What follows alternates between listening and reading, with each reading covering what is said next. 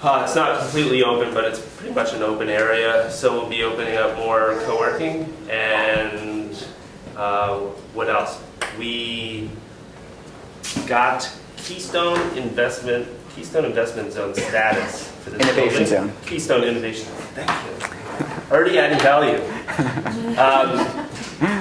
That is an awesome state program that gives innovative, fast-growing companies large tax credits that convert to cash really fast. It's real. It's one of those real government programs where you're like, wow, this turns into money. It's resellable tax credits that startups can use to offset their tax burdens if they have them, or to sell to other people that can use them, and they're selling for like 90, 91, 92 cents on the dollar. So grossly underutilized program that should be taken advantage of, and I'm glad to hear it's here. Yeah, so if you make $200,000 in revenue more than you did the year before in this program, you can get half of that as a tax credit. So that's up to $100,000. That's the cap actually, but anything under that is also available. So if you're growing, you can get that 90K. An employee or two maybe.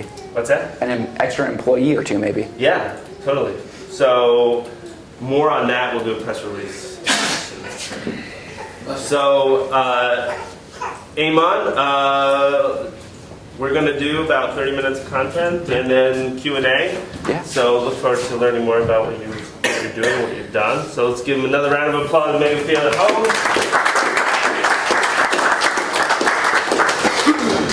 Good morning, everybody. First, thanks to Chris and Ben for inviting me out. I am sad to say that this is my first time in this space, but it's a beautiful space, and I'm happy to be here this morning.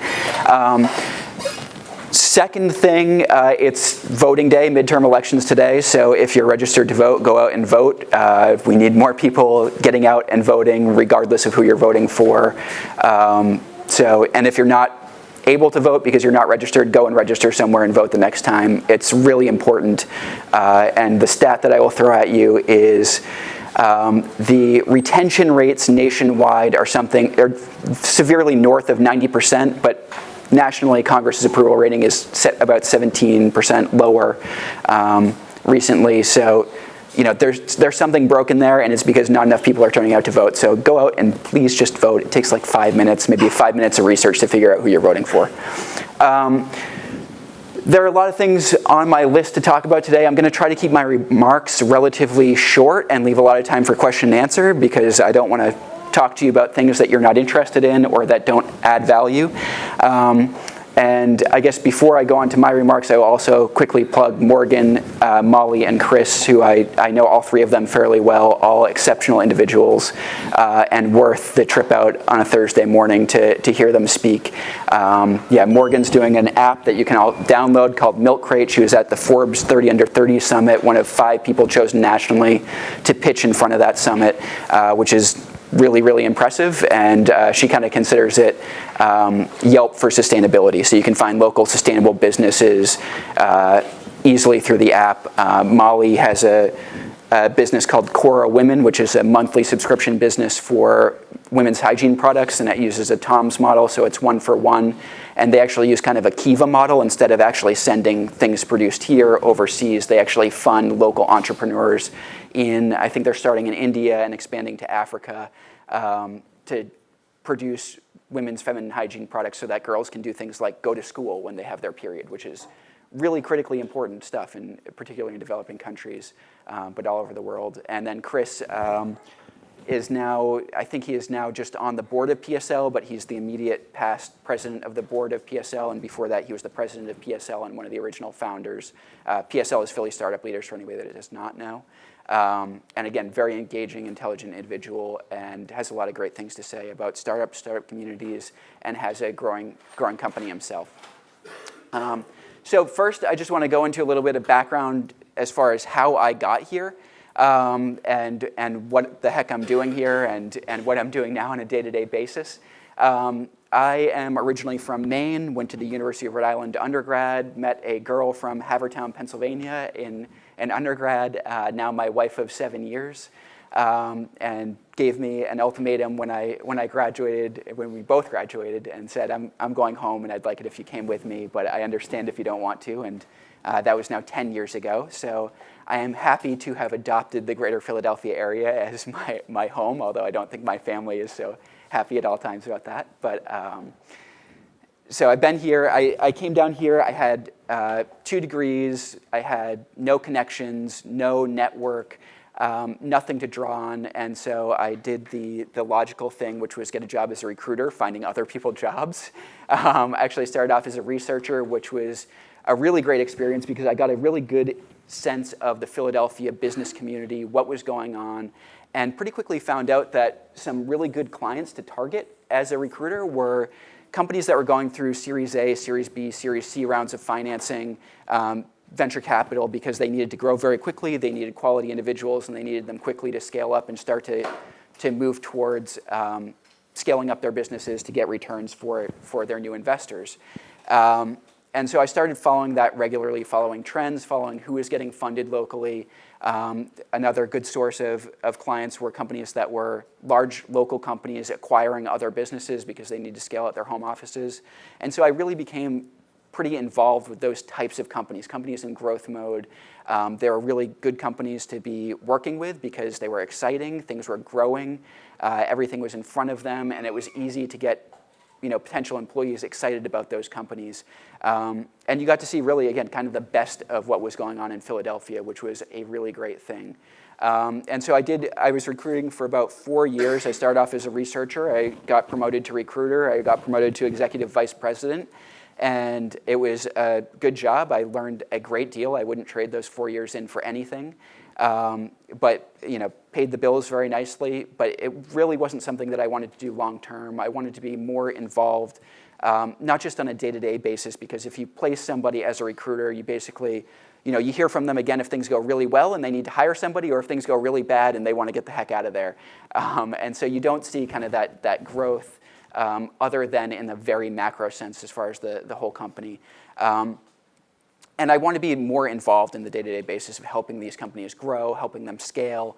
And I wanted to do something that was a little bit more intellectually challenging, other than recruiting, which for me was basically phone sales. It was a lot of phone calls on a daily basis. And so, market crashed in 2007, 2008. It was a good opportunity to get out and try something new. And was thinking about my PhD. Erica wanted me to go more for an MBA, and so we kind of compromised on law school. And I started looking at the local schools, what was going on, and was very fortunate that Drexel Law, which was a relatively new program at the time, is now maybe about 10, 12 years it's been around, but they have a Business and Entrepreneurship Law program. So it's actually focused on training students to become attorneys in a transactional law practice, working with whoever they want to work with, but not litigation, not in the courtroom, not, I kind of think of it as tearing things apart versus building things up. And again, wanted to be involved in the constructive side of things, and so that was a really great fit. Drexel was an excellent community to be a part of. Graduated last May, and now I'm a practicing startup attorney, and was very much the beneficiary of kind of a certain level of randomness, which is the amazing growth of the Philadelphia startup scene and the startup tech scene. A couple of new programs going on in Philadelphia that Drexel happened to be tied to. So one of them was the Keiretsu Forum Angel Investment Network, which is kind of a franchise model of investment networks. It was started about over 10 years ago now in Southern California. And they basically franchise out models. So there are different forums all up and down the West Coast, across the country, now in 3 continents, about 40 chapters, about 1,000 accredited investors, and have done some serious funding. And so they were actually partnering with Drexel Law to do what they call the Due Diligence Fellowship program. And that meant that I got to go in every month, twice a month, for about 4 hours each time and help them screen deals, look at pitches, and then be in their forums with their investors and see how they critique deals, what they looked for, what the pain points were and how they looked at those deals. And so it was seeing about 20 deals a month for, I'm still involved with them and still go to most of their monthly meetings. So still 20 deals a month through them, which is phenomenal. I'm now on a paid basis occasionally for them on the side, doing due diligence for them for different projects. I'm doing some due diligence for some other investors in the area. And then, yeah. So Howard Bloomberg is a friend of the lab. He hasn't been here recently. Okay. I've gone to those meetings. Yeah. And they've been really helpful. Can you talk about what due diligence is for folks? Because that's a term that you hear a lot. Absolutely. What is it? How long does it take? Yep. Does it look at my childhood friends? Yep. Or does it stop at my credit score? Yeah. So due diligence is a really interesting process, and again, had no idea what a due diligence process was before I started law school, and really before I started with Keiretsu Forum. But basically, so for Keiretsu Forum, the way it works is you go through an online application process. Howard describes it as 3 funnels kind of tipped on their side, each one kind of getting smaller than the last. So the first one is online deal flow. You apply to get into their screening process. If you get invited, they have about 10, 12 companies a month come and screen in person with them. And if you get accepted there, they invite a certain number to about 4 a month to present in person in front of their investors. And if there is interest in the room, and now for Howard's group in particular, those companies pitch in New York City, in Philadelphia, in Pittsburgh, in Washington, D.C., and now in Miami, basically in a 1-week period. So it's like a mini roadshow in front of a number of accredited investors. And what they do is they have everybody fill out online feedback for each of the presenters. And one of the boxes you can check if you're an investor in the room is, yes, I would like to participate in due diligence, which is basically I'm interested, I want to participate in due diligence, or yes, I'd like to lead. And none of their deals go through at all unless you have somebody over those 5 days that says, not only do I want to participate in due diligence, but I want to lead the due diligence process. And so then they go into the due diligence process, and that's essentially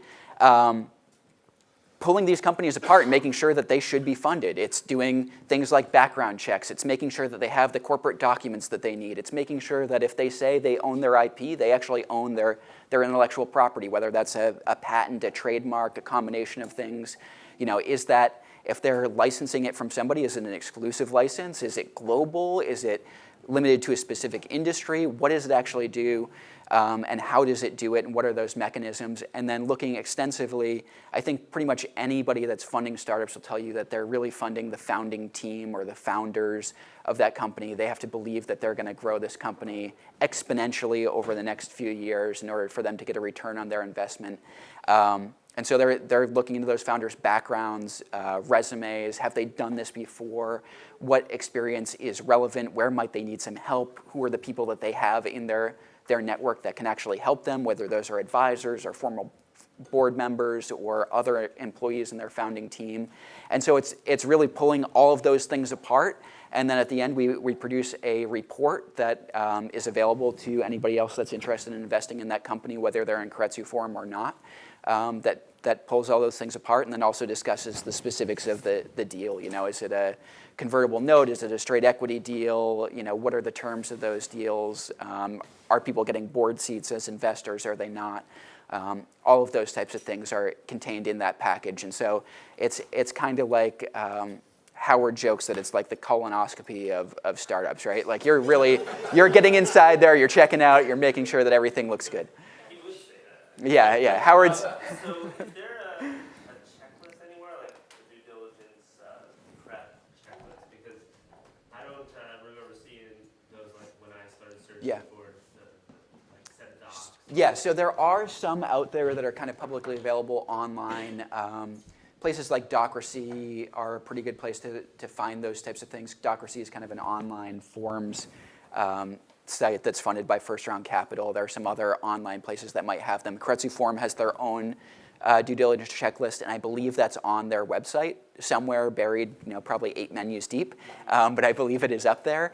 And everybody has kind of a different one. So like Ben Franklin Technology has Partners has a different idea of what that checklist should be than Keiretsu Forum, which is different from some of the other angel networks in the area, and that's different, I'm sure, than some of the venture firms in the area and nationally. So you can find those and get a pretty good idea. And your attorneys like Fox Rothschild, I know, has a due diligence checklist. I know that we have due diligence checklists that we use internally at Weber Law. So if you're working with somebody that's familiar with startups and you're looking to get funded, you should find an attorney. That's usually the first person to touch base with, an attorney that will give you an idea of what that's involved with. Anything else? All right. So I got involved in Keiretsu Forum. Great experience, saw a whole bunch of deals, got to see how people look at deals, how they pull them apart, what they look for at pain points, what are generally weaknesses, the specific people and what interests them. So some people like SaaS companies, some people like pharmaceutical companies, some people like anything in biotech, some people like real estate deals, right? Like these are all really important things when you're dealing with clients or other people that need help. Those are great advisors. Those are great people to have a cup of coffee with. So those are really important things to know, and something that I'm well positioned to do as a kind of a repeat offender. Like, if you're getting a startup off the ground and running, you're doing it maybe for the first time. Maybe if you're a really experienced entrepreneur, you're doing it for like your fourth or fifth time. I'm doing it every day, week in, week out for my clients, and so that makes a really big difference in terms of how quickly you can get that done, how quickly you can move on to the next step, and all of those types of things, which brings me to the importance of having that kind of network. Again, when I moved down here, I had no network, built up a network over a period of time. Places like Walnut Street Labs, Seed Philly downtown, Venture Forth downtown, 3401 Market downtown, those are the types of places where you can get plugged into a community really, really quickly and avoid some of the really simple things that you might be missing as a first-time, second-time, third-time entrepreneur, and move, again, exponentially faster by getting plugged into those communities. Here you have in-house marketing departments and design departments. You have people that are doing other types of development. When you look nationally, there are often in cities, not yet in Philadelphia, but hopefully at some point soon, there are those touchstone places for the tech scene where investors can go and find those companies, where service providers can go and find those companies. And when I say service providers, I'm not just talking about accountants and attorneys. I'm talking about Amazon Web Services, Google, Microsoft, all of those big companies that are going to be providing services or backends or infrastructure for those companies all go into those spaces and help get those companies off the ground, which means that you're at a competitive advantage because you can get further down the line before you have to start paying for those things. And Philly is kind of bubbling towards that, but we're missing, if you go to DC, they have 1776, they have AOL Labs. If you go to Chicago, they have 1871. Boston has Cambridge Innovation Center. Cincinnati, Ohio, of all places, has the Brandery. New York City has funded, I think now 28 incubators in specific areas, and those investments range from $250,000 to last month they made one $680,000 in one spot to get it off the ground, to give that critical mass and that cluster effect to those types of communities in New York City. And those, again, are absolutely critical things, because if you're working in your house and you come across a problem, you can check online forums, you can check, sometimes things are a Google search away, but oftentimes they're not, and then you also are missing all of the other things that come with that. So if Google is coming through 3401 and Seed Philly and Venture Forth next week, and you're not there, you won't get the advice or access to their engineer or whoever it is that's coming through on that given day, that can get you, save you 2 weeks worth of searching immediately, and just get it plugged in and playing and ready to go. And so that's kind of the value of startup communities generally, is getting further down the line faster by collaborating with other people that are they may be solving similar issues in different ways or different issues entirely, but there's a lot of crossover, a lot of cross-pollination that can happen if you're in one of those spaces with a critical mass of people that are working on similar things and are, it's a group of intelligent people that are all working hard and able to solve those problems together. Do you have a concrete example of that, maybe Like somebody getting further down the line? Yeah, where you saw like a collaboration really help one party out. Yeah, so I mean, almost literally see it every day when I'm downtown. Again, spaces like 3401. Drexel has a class called Launch It that I'm mentoring this semester. They're basically giving undergrad students $2,000 to go out and launch their own companies over the course of a semester to see if it's going to kind of sink or swim. And they just sit in a room for 3 hours a week, basically. They go through their pitches. That takes a little bit of time. And then they sit around and say, well, hey, have you talked to this person? Have you talked to that person? You're having a problem with your back end. Did you try this? Did you try that? You think you can get it through AWS. Maybe you can get it cheaper through Google as a back end. All those types of things are happening all the time. And again, if you're sitting at home or doing something in kind of isolation, it's a lot harder to get that stuff going and get it done and get feedback that you value and can see their progress and what they're doing on a regular basis. So it builds trust and again, just gets things done a lot quicker. It allows companies to figure out if they're going to make it or not, and they need to move on to their next great idea faster. And that's something that you're not going to get if you're working at home. So now I'm graduated again last May. I'm now in private practice with Weber Law. It was just Jeff Weber when I started. He worked at a couple of big firms in the area for a number of years, went on his own about 5 years ago to work more with startups. Brought me on as his first employee, and actually just yesterday hired our second person. So we are now a firm of 3. We work remotely. We travel wherever our clients need us to be. And we work primarily with kind of general business corporate securities law work, so like avoiding SEC issues that you didn't know you might have, everything from kind of forming your entity to helping raise capital to doing mergers and acquisitions on the back end. So that's kind of the realm of our normal practice. And then in addition, I work with a group called Founders Club that's based primarily out of Penn, but has now accepted Drexel students, seeing a couple of Philly U students trickle in, hoping to get some Temple students involved. And it's an hour a week. There's usually a demo and an expert of some kind that comes in and speaks about their background and experience. And again, that clustering effect happens every Tuesday evening in University City to help get those students further down the line. Helping to run Philly New Tech Meetup, which has become now one of the largest active meetups in Philadelphia, and we have basically a speaker and 2 demos every month, usually the 3rd Wednesday of the month. So last month, I believe, was our 5th or 6th consecutive meeting. We have them scheduled through the rest of this year and into early next year and hope to continue that going.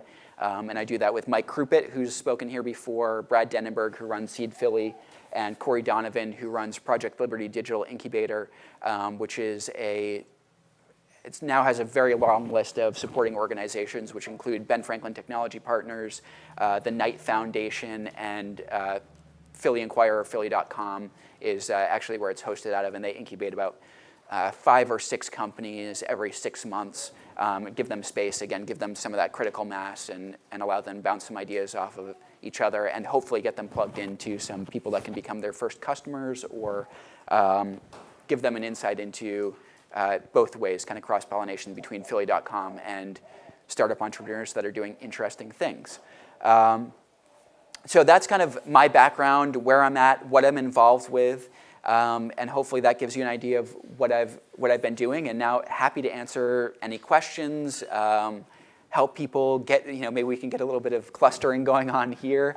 But yeah, who wants to know things? Yeah, so house rules, introduce yourself, name and haiku version of your entire life. Jesse. I'm going to put that in haiku now. Jesse Pearsall, I'm Special Events Coordinator here at the lab, but I was just wondering, what do you think, obviously there's value in someone who's just starting a new venture in partnering with like the right lawyer, having the right sort of legal partnership. What do you think, what should somebody kind of a first timer out look for in building a partnership with a lawyer? Yeah, so I think that goes a lot back to networking. Go out to the events that are important to you. So I think you said you're involved in a film project as well.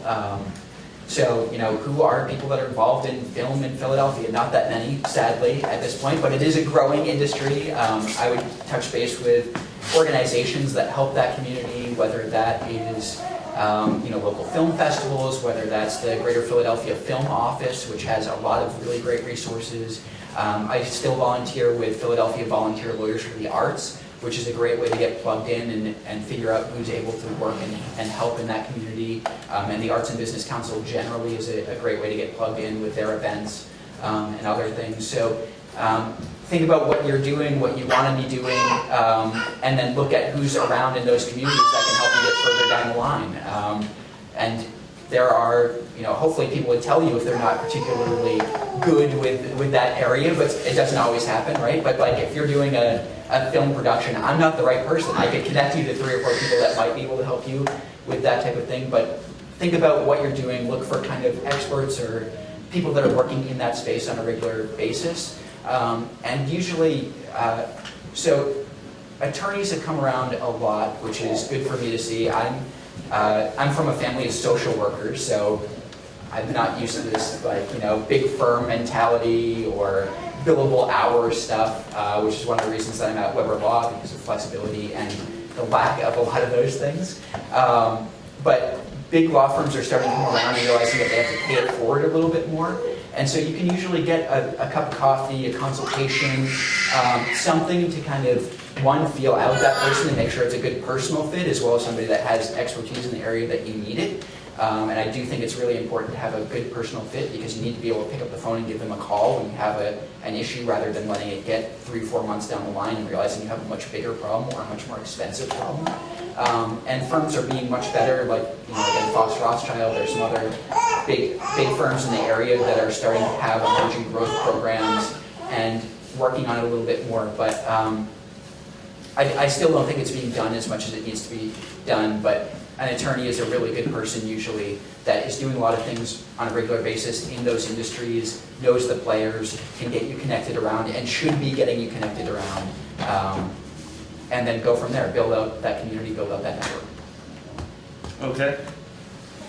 Jim Lochner, our contractor with the Economic Development Council, tied to ITAG and the I2N group.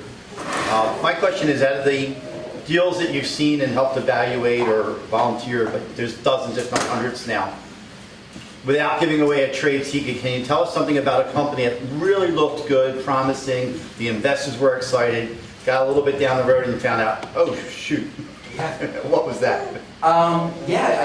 So I don't make money off of evaluating that talent directly. I help people get further down the line. Investors are making money off of making those bets, those concrete bets on whether those people are going to be winners or losers, and you just don't know. It can come from anywhere. I've seen a lot of different things now. Technology companies that have beta platforms off the ground with users, with committees of users that are actively involved in redeveloping version 2 of that product. Looks great, gets funded, runs out of steam, and dies on the vine. And I've seen other things that I thought were horrible ideas and would never make it. One was, I don't think this is giving away too much, but it was a student-run company. They wanted to do pet supplies and pet food in Mexico. There's no infrastructure for it. They had an awful pitch. They were rambling on for 25 minutes at, it's supposed to be like a 10-minute thing, hard stop. They went through all the stop signs, kept going, raised $1.5 million 10 months later, and are doing very well. It can... Yeah. You see crazy things all the time, and you never really know, and that's one of the reasons that the due diligence process can take a long time, is because if an investor can stretch that out a little bit further and get a better feel for whether this person can do it on their own, that's something they want to do. They want to get more of those data points that look like it's not as risky a bet. Would you say, do you know what made that team successful? Like, did you get to meet them, or can you surmise why they persevered? I honestly can't. My intuition in looking at their SEC filings, because that was actually one that I saw and just kind of scratched my head for a minute because I hadn't seen them since that pitch, And I thought, wow, that company is just never going to make it. They can't they can't get out of their own heads. So I have no idea where they raised their capital, but I do know that apparently they surrounded themselves with enough good people and were able to actually tangibly do things to get further down the line.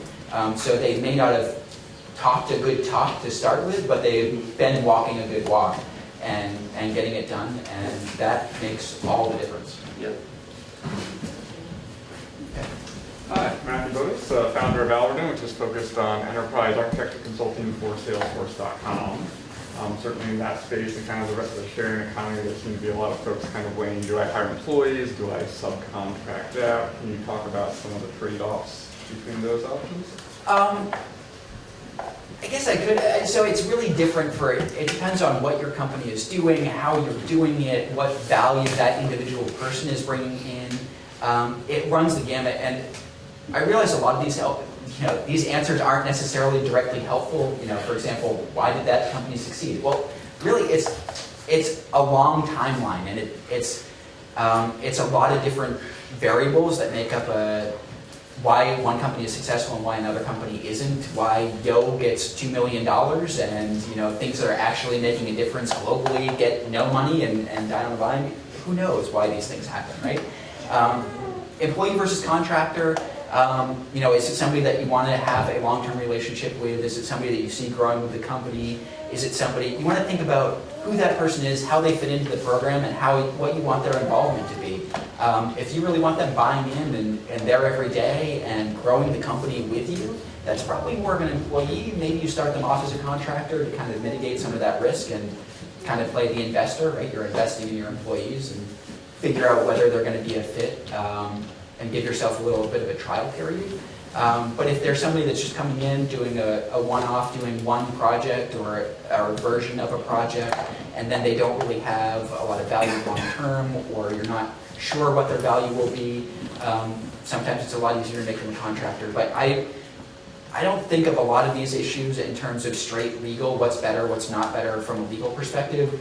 I think of it in terms of what my clients are doing, what they need, and who those people are, and where they add value, and then make a decision. And it's very one-off, and it's very, very, very micro in terms of those decisions. So there's, if you're reading articles about you should never hire an employee, they should always be a contractor, or vice versa, they're probably missing a lot. They're probably missing a lot. So you want to look at that individual. You want to look at what you need, what they're bringing to the table. Is it a long-term play on that person and somebody that you want to get involved? If so, then maybe it's an employee. If not, then it's probably a contractor. And sometimes you can switch those back and forth, depending. Easier to go contractor to employee, but. Sean's twins have a question? Oh, yeah. My name is Monique Drew, and I'm with an events platform that's called Bombits. And my question has to do with online applications. So I see a lot of those. Yeah. And who reads the first draft? Because that's like walking in the door. So who's the guardian of the door? So when you're talking about online applications, are you talking about? For funding or for...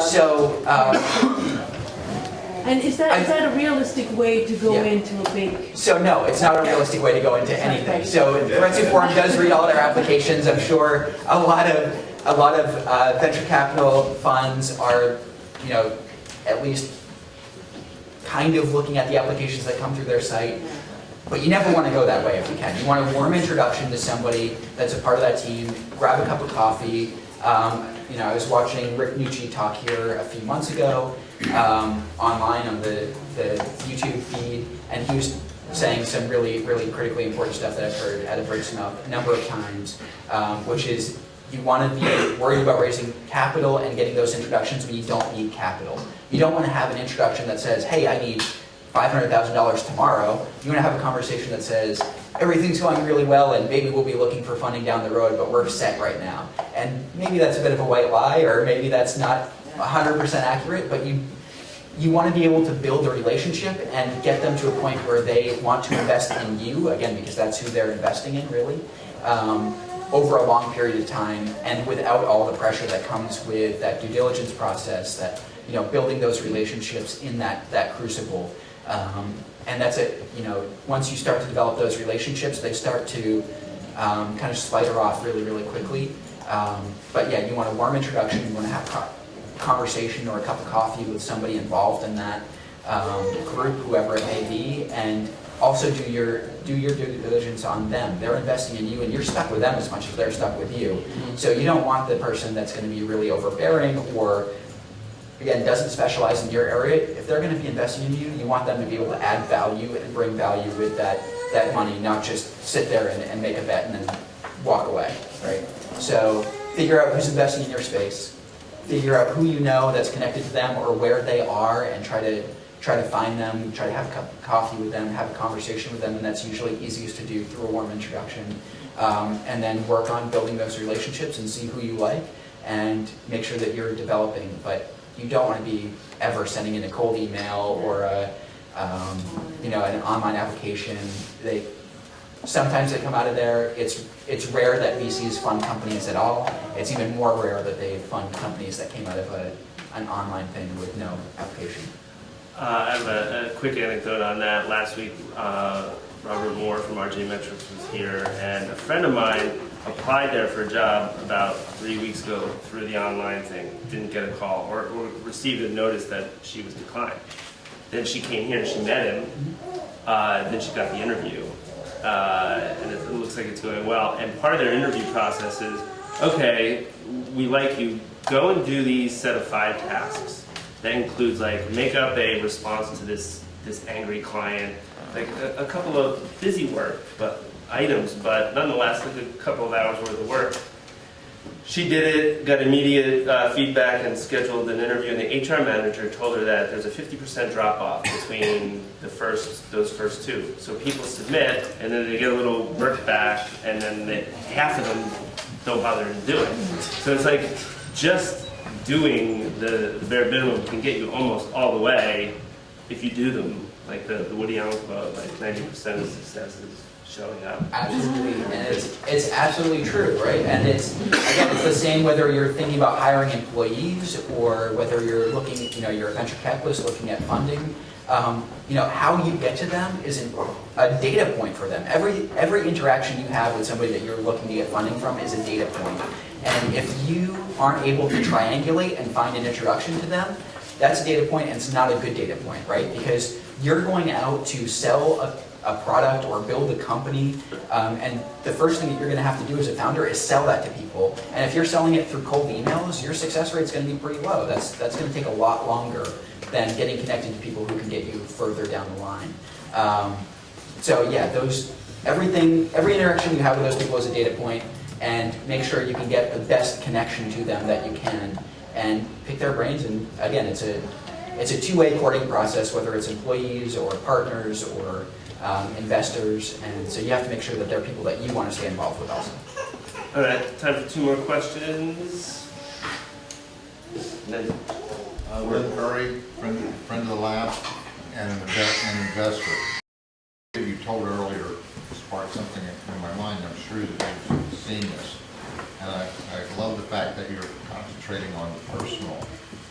However, once that chance comes, and everybody is who holds these things dear to themselves, what is better to concentrate on with an investor? The functionality of your brilliant idea or the market for it? So look, the first thing they're betting on, and I'm sure you can relate to this, is the person. They're betting on people that they think are going to get further down the line. And then the next thing they look at is actually, so it depends on who you're looking at for investors.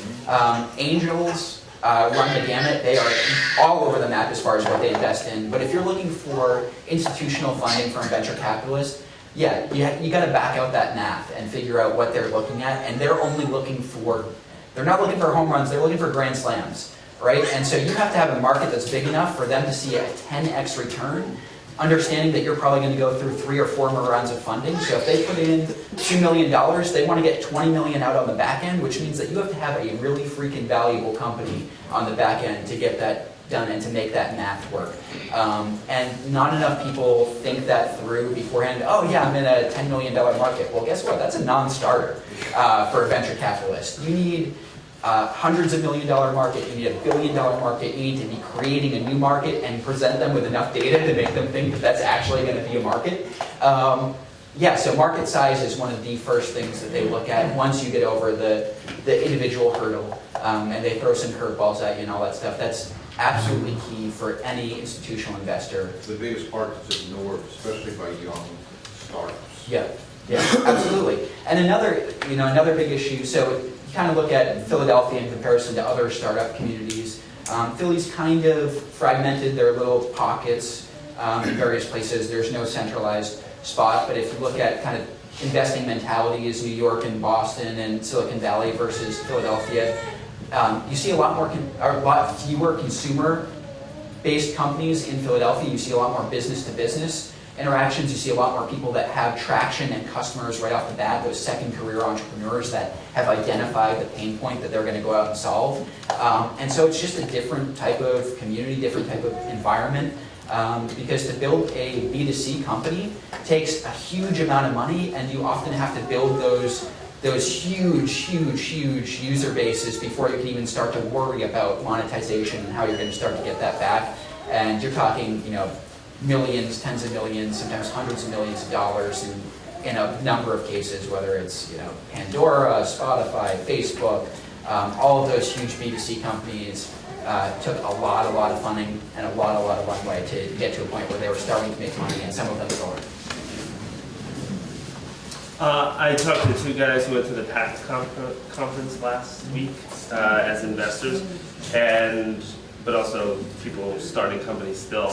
And there was the consensus that it's really hard to raise seed money in this area, seed stage money.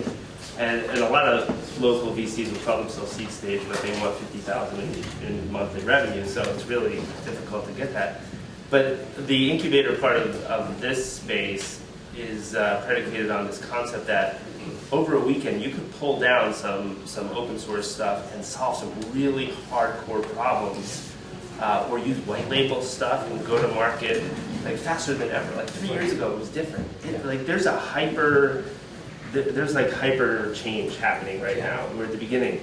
And I said to this guy yesterday, I said, it's almost to the point that maybe capital becomes obsolete because, or maybe that those opportunities for seed stage become, non-existent, because if you could get $50,000 or $100,000 a month, and there's proven models and you can network your way, like you're good to go. Yeah, so Josh Koppelman has spoken extensively, and you can look up any number of his presentations online, on YouTube, but extensively about the difference between him starting his first company, Infonautics, with Marvin Weinberger, versus starting his last company, which sold to eBay, half.com, versus the companies that he spends, funds now. Now you can, his line is you can pull out your credit card, go onto Amazon Web Services, and get access to hundreds or thousands of servers, whatever you need immediately, whereas when they built their first company, they had to go out and buy each one of those individual servers. They had to have a physical, secure location to have it that had redundant electrical systems, and all of the hardware was super millions and millions of dollars worth of hardware.